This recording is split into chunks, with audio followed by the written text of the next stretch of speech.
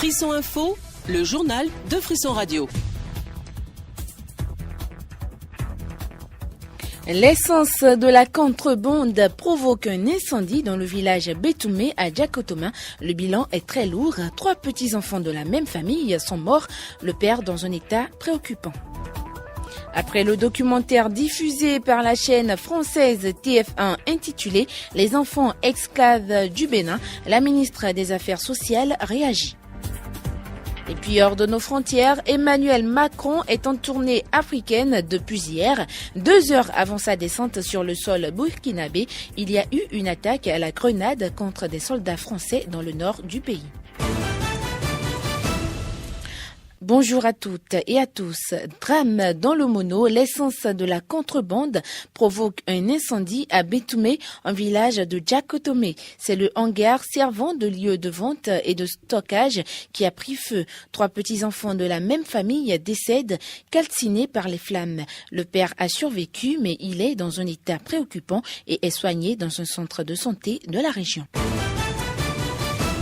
Un fait divers avant de poursuivre ce journal, vol et vandalisme au complexe scolaire quartier à Malanville. Les malfrats ont opéré au niveau du groupe C. Le mât du drapeau a été sectionné. Ils sont entrés par effraction dans la classe de CM2. Ils ont brûlé une armoire qui contenait des livres et des cahiers. Avant de quitter les lieux, ils ont laissé sur le tableau les inscriptions suivantes. STPBB. Après le documentaire diffusé par la chaîne française TF1 intitulé « Les enfants esclaves du Bénin », la ministre des Affaires sociales réagit. Dans un communiqué, Bintou Tchabi Adam Taro désapprouve ce que la chaîne privée française a montré à l'écran et explique que cette pratique n'a aucun rapport avec l'esclavage ni ce qui se passe en Libye. Citation, il s'agit probablement d'un vieux documentaire recyclé qui ne tient pas compte des efforts accomplis depuis. Fin de citation. La journée de jeudi est fériée, c'est à l'occasion de la fête de Maouloud.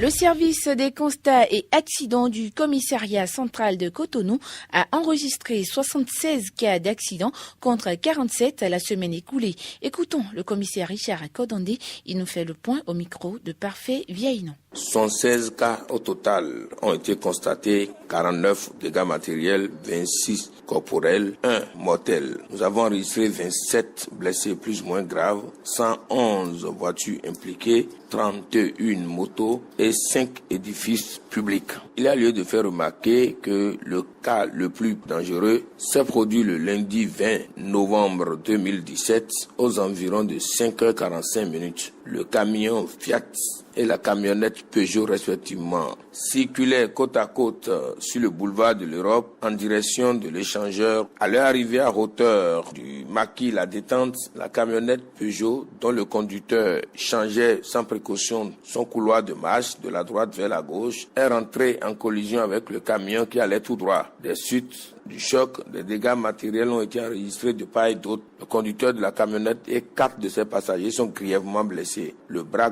gauche de l'un des passagers a été amputé. Comme conseil, ce cas pose le problème du partage de la route et surtout de la prudence au volant.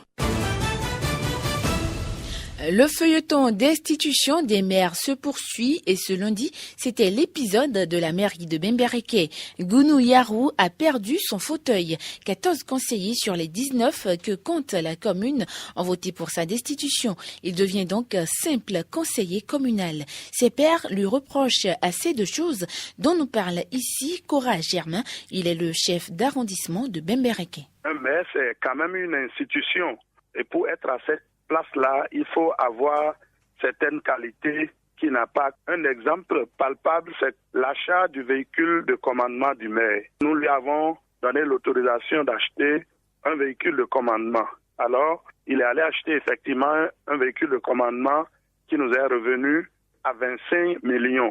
Donc, normalement, selon les règles de la décentralisation, il devait prendre l'avis du conseil communal avant d'engager cette dépenses, ce qui n'a pas fait. Une fantaisie au niveau des passations de marché et d'autres difficultés que nous avons énumérées sur notre motion de demande de vote de défiance. Selon les règles de la décentralisation, c'est le premier adjoint au maire qui assure l'intérim en attendant l'élection de nouveaux maires prévue pour 2 semaines au plus tard. La 4e édition de Cotonou Aime le vin se tient samedi et dimanche prochain à Azalai Hotel de la Plage.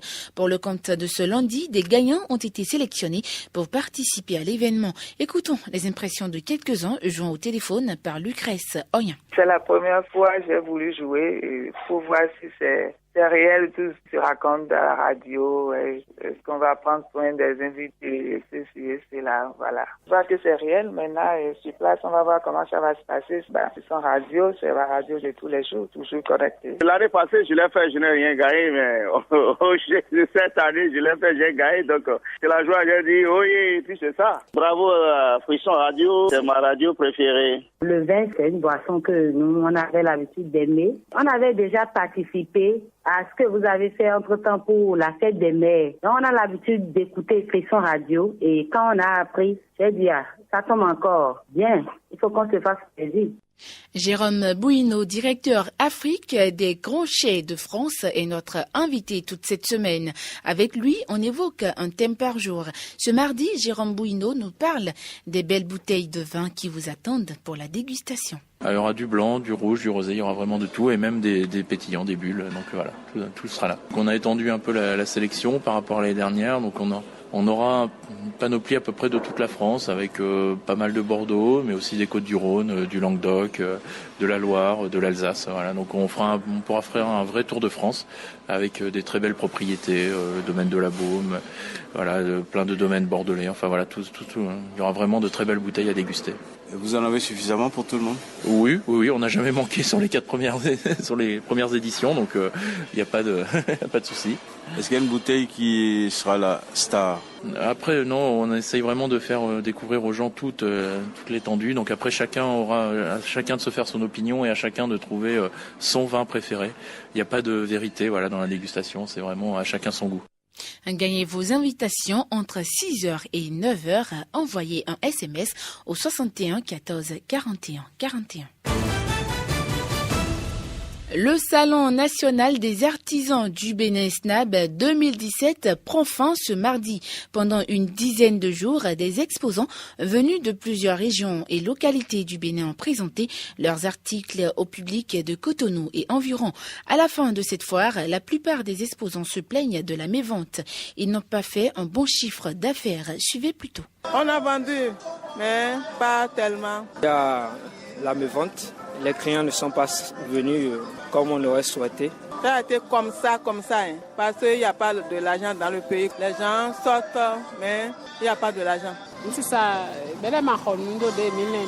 Nous trouvons qu'il n'y a pas la vente. Je suis marocain, je réside à Cotonou. Mais bon, au cours de la semaine, il y a un peu de gens, mais au week-end, c'était bien passé. Et puisqu'on ne peut parler de foire sans clients, ceux-ci étaient au rendez-vous. Ils ont trouvé les coûts des articles un peu trop élevés. Les choses sont jolies, mais c'est cher. Nous venons d'arriver, nous sommes étrangers. C'est juste pour voir. Tout est cher. Parce que normalement, là, si on parle de foire, là, ça ne devrait pas être cher. J'ai acheté des pailles, des habits, en plus une robe. Actualité hors de nos frontières pour boucler cette édition. Emmanuel Macron est en visite de 3 jours en Afrique. Hier, il était à Ouagadougou, au Burkina Faso. Un peu moins de 2 heures avant son arrivée, des individus non identifiés ont lancé une grenade contre un véhicule de soldats français dans le nord de Ouagadougou. Ils n'ont pas atteint leur cible, mais 3 riverains sont blessés. Après Ouagadougou, le président français se rendra en Côte d'Ivoire, puis au Ghana. C'est la fin de ce 8h. Merci de votre attention.